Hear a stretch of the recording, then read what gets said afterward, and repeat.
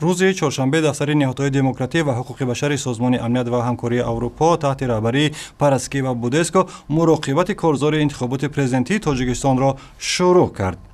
تخمین می رود انتخابات پرزیدنتی تاجیکستان را که 6 نوامبر دایر می شود حدود 700 ناظر بین المللی نظارت کنند.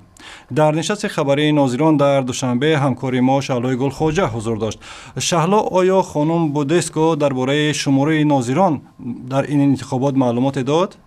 باید گفت 2 روز پیش هیئت 14 نفری ناظران سازمان امنیت همکاری اروپا به تاجیکستان برای نظارت از انتخابات وارد شدند و گفته می شود 150 نفر دیگر این ناظران باید در روزهای نزدیکتر به انتخابات وارد تاجیکستان شوند. سر و صدا درباره شرکت مهاجران در انتخابات زیاد است. در نشست نیز این مسئله بحث شد؟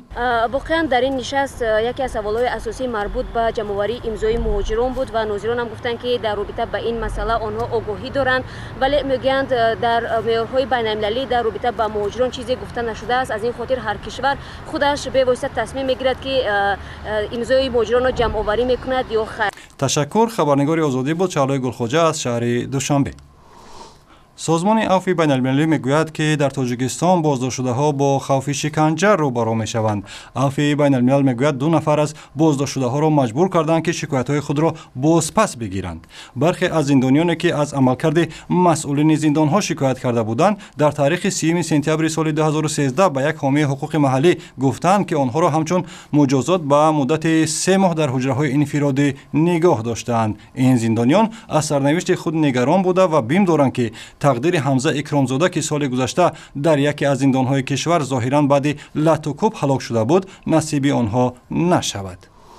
در رزمایشگاه چاروغدران در 30 کیلومتری شهر خوجند مرحله نهایی رزمایش مشترک نیروهای مسلح تاجیکستان و قرقیزستان با نام حفظ 2013 با استفاده از سلاح و مهمات آتشفشان و جنگنده‌ها و توپخانه‌ها آغاز شده است. با گفته فریدون محمد علیف سخنگوی وزارت دفاع تاجیکستان، رزمایش با شرکت بیش از 500 تن از نیروهای نظامی و ساختارهای قدرتی تاجیکستان و یک واحد خرد تیراندازی کوهی نیروهای مسلح قرقیزستان تحت رهبری رامل نادیروف معاون اول وزیر دفاع تاجیکستان برپا شد.